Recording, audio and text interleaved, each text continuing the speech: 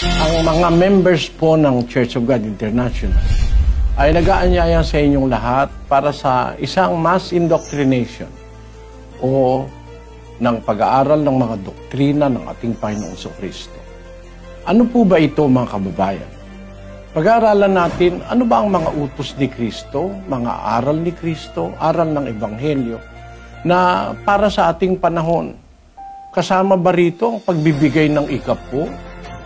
Ang Santa Senang may abulo yan? Kasama ba rito ang pangingili ng Sabado?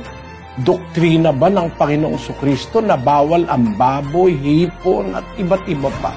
Nanyayahan namin kayo ng isang buong taus-pusong paanyaya na sana'y pagbigyan ninyo, mga kababayan, kung kayo po ay mayroong pagnanasang makaalam ng mga aral na tunay na doktrina ng ating Panginoong Jesucristo. Mag-uumpisa tayo mula sa October 9, 2023. Yan po'y Lunes, ika-7 ng gabi. Magandang araw po sa inyo lahat.